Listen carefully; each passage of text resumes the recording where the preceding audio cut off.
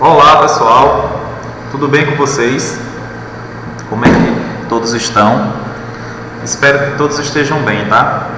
Hoje nós vamos para a nossa videoaula de número 10, tá? Com a turminha do 8º ano do Colégio Santa Rita, nossa aulinha de História. Nós vamos terminar hoje, mais precisamente, o conteúdo de Revolução Francesa. Esse conteúdo onde a gente iniciou falando sobre a França pré-revolucionária, depois nós falamos sobre a sociedade francesa, depois na outra videoaula nós falamos basicamente do desenrolar dentro da Convenção Nacional, nós falamos da monarquia constitucional, foi estabelecida uma monarquia constitucional, nós falamos sobre a divisão política e ideológica que existiu dentro da burguesia, e depois nós falamos sobre o porquê, nós explanamos o porquê desse debate ideológico que aconteceu dentro da burguesia, porque que uns eram a favor de uma coisa, outros eram a favor de outra, porque que uns lutavam por um objetivo e outros acabavam lutando por outro, por que isso aconteceu dentro de uma classe social que buscava em tese um interesse comum. Na realidade, quando essa burguesia chega ao poder, as divergências elas vão começar a aparecer justamente por isso. Um começa a defender camponês, que era o seu grupo pelo qual pertencia, e o outro começou a defender os interesses econômicos da alta burguesia, às quais pertenciam ricos comerciantes, banqueiros e ricos empresários. Então, dentro dessa política de pensamento, de raciocínio, esse pensamento ideológico, existiam as vertentes mais radicais, né, como nós podemos citar os jacobinos, e também existiam vertentes mais tranquilas, como os girondinos, que eram chamados de conservadores. E nós vamos ter também os montanheses, ou o pessoal que participava do partido de centro, que hoje dentro da política brasileira o pessoal chama muito de centrão, que não é nem muito radical, nem muito conservador, está ali sem ter nenhuma sem estar no meio da situação política, é o chamado em cima do muro, nem defende, nem ataca, fica ali, é apático, não estou mexendo com ninguém, nem quero que ninguém mexa comigo. Então é basicamente isso daí. Eu expliquei também as expressões esquerda e direita, de onde que saiu esse negócio, fulano de esquerda, fulano de direita, expliquei que essa terminologia é oriunda da Revolução Francesa. Então, nós vamos partir para a nossa aulinha de número 10, tá? A nossa aulinha de número 10. Vamos finalizar essa parte que fala sobre a Revolução Francesa e nós vamos passar temas à frente, tá? Finalizar os temas e, consequentemente, finalizar a unidade, tá bom? Finalizar a unidade. Jacobinos no poder. Os jacobinos, né, eram membros de uma burguesia mais radical, mais desejosa de uma radicalização das atividades dentro da política francesa, tá? Foram os jacobinos que promoveram uma série de mudanças dentro do panorama político e social francês. O problema é que com os jacobinos no poder, nós vamos iniciar o que nós vamos chamar de período do terror. O período do terror, ele vai ficar caracterizado por milhares de mortes que vão acontecer dentro da França, pessoas que eram consideradas subversivas, pessoas que eram consideradas que podiam possuir algum tipo de desvio de caráter, que poderiam ser delatores, que poderiam ser pessoas que pudessem ir de encontro às ideias do movimento, às ideias do grupo. Essas pessoas elas iriam parar na guilhotina. Instrumento esse que já foi explicado por mim na última videoaula, tá bom? Temos como características a criação do Tribunal Revolucionário, tá? Que julgava os opositores da Revolução e os condenava à morte na guilhotina.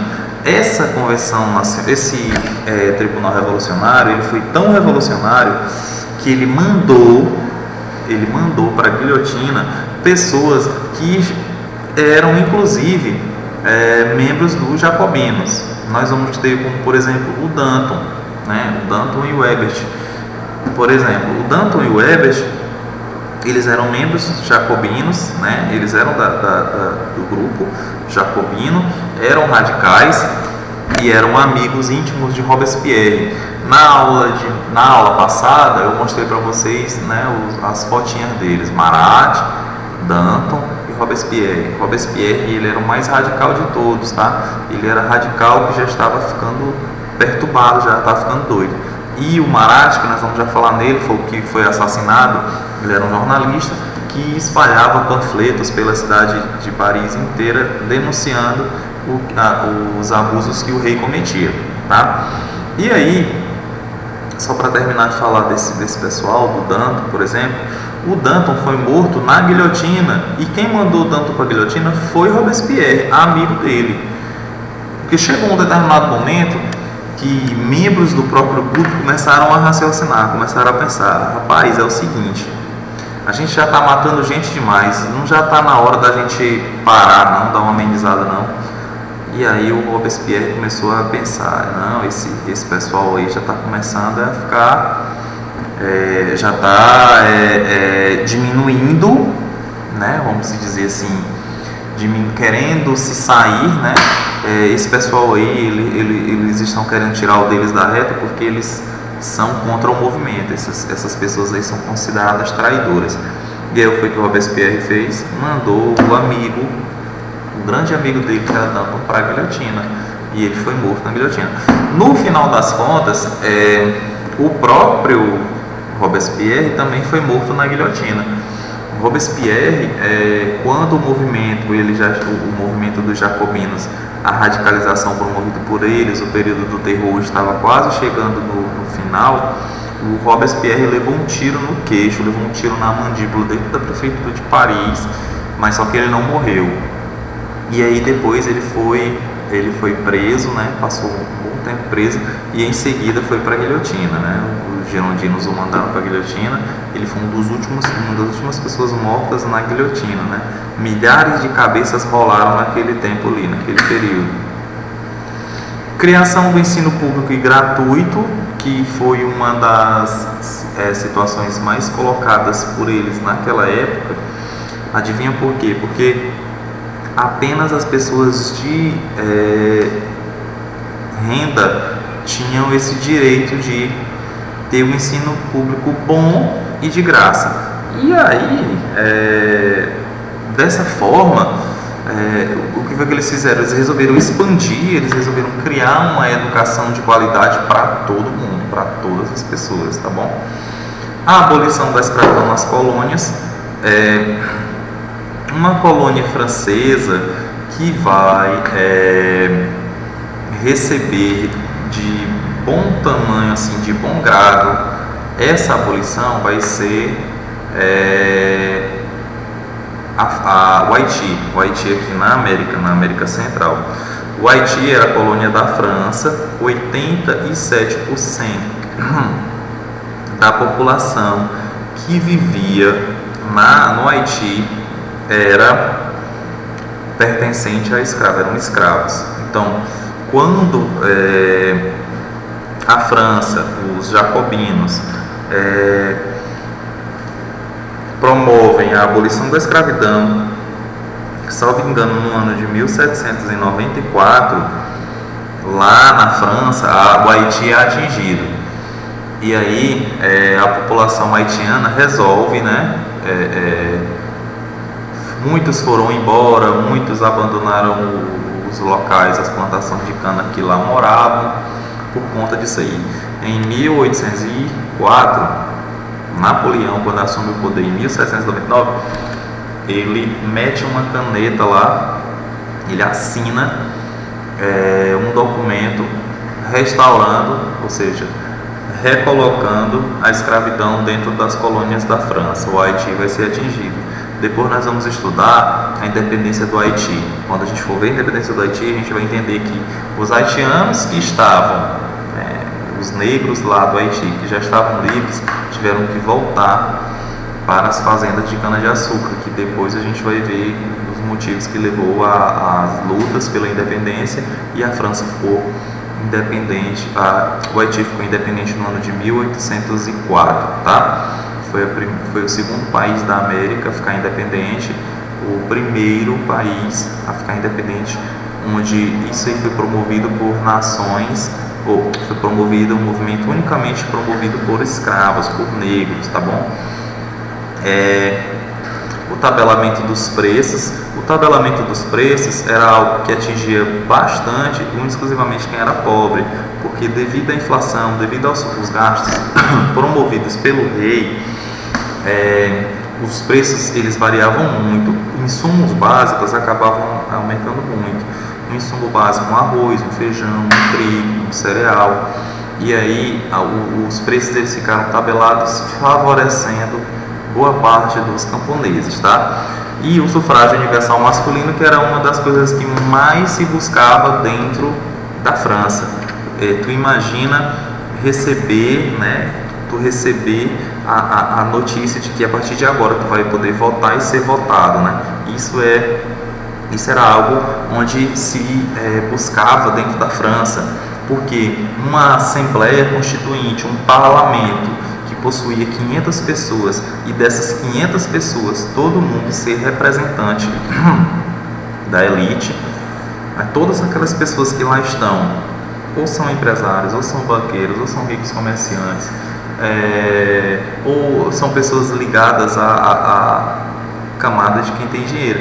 Então, automaticamente, o ato de você votar seus representantes e ser votado, se candidatar a uma cadeira no parlamento, isso já era de grande valia, já era de grande poder.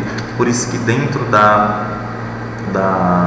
enquanto os jacobinos estiveram no poder, a Assembleia ela era toda permeada por camponeses, sansculotes, por advogados, por jornalistas, por pessoas de baixa, por professores, pessoas de camadas médias e baixas, e não só por membros da alta burguesia. Existiam muitos embates lá dentro. O período do terror ele acabou sendo um período bastante macabro para quem era contra os jacobinos, a radicalização promovida por eles, tá? O Comitê de Salvação Pública, tá? O Comitê de Salvação Pública vai ser uma espécie de comitê que controla o exército e a política interna. São espécies de espiões, né, que vão ficar observando quem é e quem não é contra o governo, quem é e quem não é contra. E aí quem for, eles vão pegando aqui e acolá, vão cortando, vão condenando na guilhotina, levam para o Tribunal Revolucionário, lá julgava e eles botavam para frente a questão dos opositores, tá? A intensificação da repressão do governo jacobino, ela vai se dar em torno justamente do Tribunal Revolucionário e do Comitê. Essa radicalização ela vai chegar a níveis astronômicos, níveis gigantescos, porque qualquer pessoa podia parar na guilhotina, seja rico, seja pobre, seja de qualquer classe social. Basta se sonhar que a pessoa estava envolvida com desvio de conduta, né, falado por eles. E aí o assassinato de Marat vai intensificar muito isso aí, que eu já falei para vocês. Marat era um jornalista, membro lá de dentro, próximo de Robespierre, uma das cabeças pensantes que existiam lá dentro do movimento, dentro dos jacobinos. Ele é assassinado misteriosamente, né? Ele foi assassinado por uma mulher com quem ele mantinha um relacionamento. Essa mulher ela era membro da elite girondina. Eles se encontravam à calada da noite. Ele foi assassinado, tá? Com uma punhalada, foi encontrado numa banheira morto com uma facada nas costas. E aí depois descobriram que foi uma conspiração dos girondinos. E aí a radicalização do movimento ela começou a níveis gigantescos, né? Todo mundo começou a morrer. Morreu mais gente depois da morte de Marat, né? Nós vamos chamar de período do terror. Milhares de pessoas foram parar na guilhotina. Esse quadro aí foi uma pintura, foi pintado por um amigo pessoal do Marat chamado de Jacques-Louis David. Esse pintor, ele é um dos maiores expoentes do realismo francês, para quem estuda história da arte, para quem estuda literatura. E tá aí o Marat com uma punhalada que entrou nas costas e saiu aí na frente, que nem vocês estão vendo, em um dos fragmentos pelo qual ele gostava muito de escrever. Ele era um jornalista, escrevia muito e espalhava seus panfletos, né, por todo lugar. Tá aí a sua a imagem, segundo a imagem real, não existiam testemunhas, né? Ali o pintor coloca testemunhas, mas o nome da mulher que o matou é Charlotte Corday, né? É uma mulher com quem ele mantinha um relacionamento, e Charlotte Corday o golpeou na calada da noite sem ninguém ver, e aí acabou indo embora, e depois os jacobinos descobriram de quem foi a autoria do crime, tá? A formação do diretório. O diretório foi uma criação onde muitas pessoas se reuniram para debater a seguinte ideia: gente, não está dando mais para a gente aguentar mais os jacobinos do poder, tá morrendo muita gente, e aí os representantes da alta burguesia resolveram se juntar e tentar derrubar os jacobinos. E aí no meio daquela grande turbulência, a gente vai ter que raciocinar quem é que pode salvar um movimento francês perante aquilo dali. E é aí onde se vê ao longo da história aquela ideia, né? Tá tendo um movimento, tá tendo turbulências políticas. Uma turbulência política acaba promovendo um problema na economia. Então tá aquela bagunça, aquela confusão. Aí, poxa, nós vamos ter que arrumar uma pessoa para poder acalmar tudo, para chegando e acalmar com tudo, botar tudo nos conformes. E aí foi pensado numa pessoa, né? O Napoleão Bonaparte. O Napoleão Bonaparte, que já vinha se destacando dentro do exército francês em algumas batalhas fora da França, tá? Depois nós vamos falar detalhadamente sobre o Napoleão Bonaparte. E aí alguns investimentos feitos na indústria e no comércio, óbvio que os burgueses, eles vão fazer investimentos que atendam a sua classe, atendam a sua demanda, e vai haver um grande prestígio da classe girondina perante ao povo com relação a isso aí. Quando os girondinos assumem o poder novamente, que eles tiram os jacobinos do poder, quando eles derrubam os jacobinos, eles vão instituir o voto censitário novamente. O que é voto censitário, professor? Aquele que foi falado em sala de aula anteriormente. Só vota, em sala de aula não, na última videoaula, só vota quem tem renda, e isso vai ser estipulado com a volta dos girondinos ao poder. Na realidade, quando os girondinos dão um golpe e tiram os jacobinos do poder, tanto jacobino como monarquista vão querer brigar para poder, vai ficar aquela confusão, um grupo, outro grupo e outro grupo, são 3 grupos: jacobinos, girondinos e monarquistas. Quem são esses 3? Jacobinos foi aqueles que estavam no poder, radicalizaram o poder, mataram aquele povo todo, que tiveram aquelas ideias que eu passei nos slides anteriores. Os girondinos é aquele grupo que esteve no poder no começo, mas foram bastante criticados por conta que instalaram o voto censitário e começaram a governar apenas para a elite. E os monarquistas é aquele pessoal que queria a volta do rei.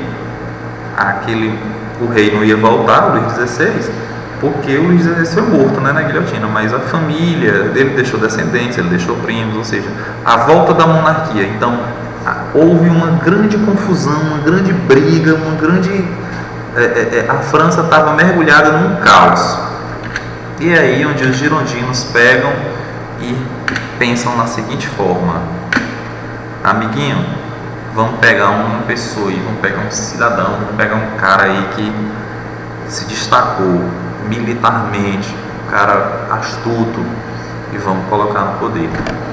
Esse cara é o Napoleão Bonaparte. O Napoleão Bonaparte tinha uma história interessante, né? Com 18 anos ele era tenente do exército, com 24 ele era general, com 30 ele era imperador. Então foi um cara bem precoce que conseguiu poder muito fácil, muito rápido, tá?